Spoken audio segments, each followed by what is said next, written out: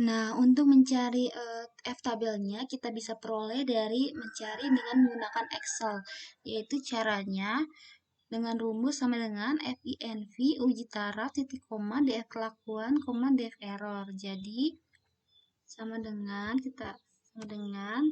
FINV kemudian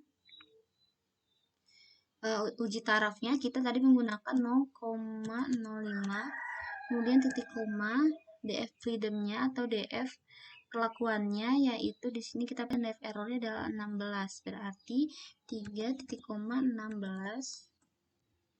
dan diperoleh nilai 3,2388 sehingga berdasarkan F-tabel Excel kita peroleh F-tabel sama dengan 3,2388. Kemudian kita masuk ke dalam tahap analisis data. Dalam tahap analisis data ini yaitu kita membandingkan nilai F hitung dan F-tabel. Kita bandingkan, tadi F hitungnya adalah 0,547 dan F-tabelnya 3,2388, maka F hitung lebih kecil dari F-tabel. Kemudian perbandingan P-value dan taraf ujinya.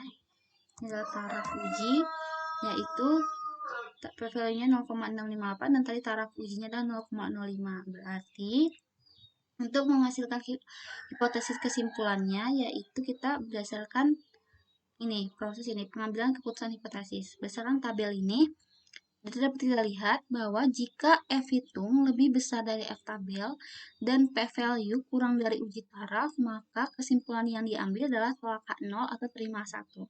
Tapi jika F hitung kurang dari F tabel dan P value lebih besar dari uji taraf, maka terima H0 atau tolak H1.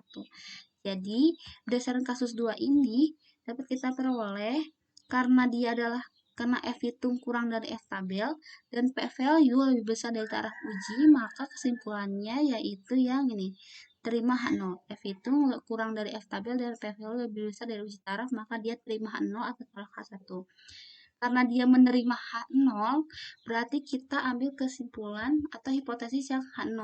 Tadi kan di sini H0 adalah setiap volume memberikan pengaruh yang sama terhadap daya tahan pemakaian. Jadi, kesimpulannya yaitu karena berdasarkan perbandingan F itu lebih kecil daripada F tabel dan nilai P value lebih besar daripada taraf uji, maka kesimpulannya yaitu terima H0. Artinya, setiap volume memberikan pengaruh yang sama terhadap daya tahan pemakaian. Jadi untuk rancang acak lengkap ini terdapat beberapa langkah yang harus kalian lakukan. Jadi pertama, kalian harus mendefinisikan hipotesisnya terlebih dahulu. Jadi hipotesisnya sesuai dengan kasusnya. Kemudian mencari nilai F hitung, kemudian mencari nilai P value, mencari DF perlakuannya, mencari DF errornya, dan mencari F tabelnya di Excel. Kemudian melakukan analisis data, dibandingkan nilai F hitung dengan F tabel dan P value dan teruji. Kemudian dibuat kesimpulan hasilnya apakah dia terima H0 atau tolak H0. Nah, untuk pertemuan kali ini kalian coba lakukan latihan RAL juga, latihan yang pelumas ini kalian coba masing-masing di rumah. Dikumpulkan besok. Jadi dikumpulkannya itu besok sebelum dikumpulkannya paling lambat besok.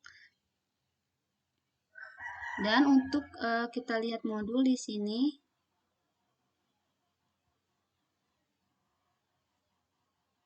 Nah, di sini di dalam modul di latihan ya. Nah, untuk latihan di sini ada 1, 2, 3, 4, 5. Nah, untuk soal latihan yang ada di modul itu menjadi tugas praktikum. Untuk tugas praktikumnya ini akan dikumpulkan minggu depan. Jadi, untuk dikumpulkan latihan yang dikumpulkan besok yaitu latihan yang mengenai kasus 2 ini kan untuk itu menjadi tugas praktikum, yaitu dikumpulkan minggu depan sebelum praktikum selanjutnya dimulai. Nah, di sini misalkan saya contohkan sebentar. Di sini ada perlakuannya dosis pupuk, kemudian ada ulangan, ada responnya yaitu tinggi tanaman. Nah, di sini ada ulangan kan, ada data ulangan. Nah, untuk data ulangan tidak usah dimasukkan atau diabaikan saja. Jadi ini ulangan ini dianggap tidak ada saja. Jadi yang kalian pakai adalah ada perlakuan dosis pupuk dan responnya adalah tinggi tanaman. Seperti biasa untuk langkah-langkahnya kalian harus dibuat seperti yang saya sudah sampaikan, yaitu seperti ini. Jadi harus ada hipotesisnya,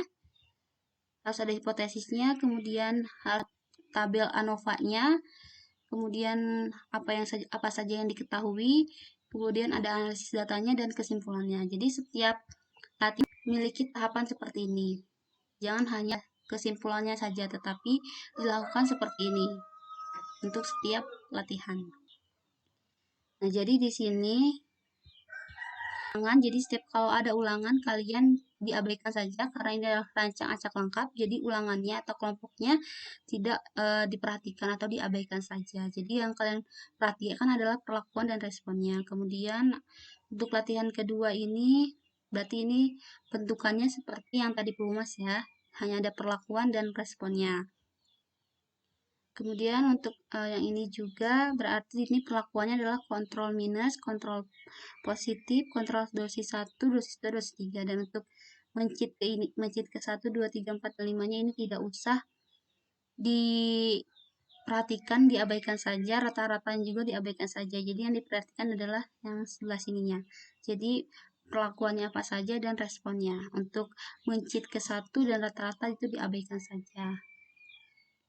Kemudian untuk sama yang ini yang ulangannya juga nggak usah diperhatikan, jadi yang dilihat adalah perlakuannya dan responnya saja. Juga sama, ulangan yang nggak usah dilihat, tinggal perlakuan dan responnya saja yang dimasukkan ke dalam.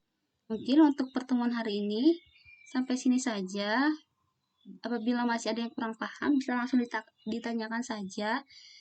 Jangan lupa dikerjakan latihannya, yaitu yang kasus 2 dan tugas praktikumnya. Jangan telat untuk mengumpulkannya, karena ini menjadi nilai untuk kalian ya.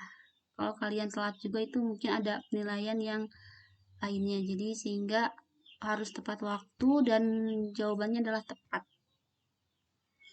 Oke, cukup sekian untuk praktikum hari ini. Wassalamualaikum warahmatullahi wabarakatuh.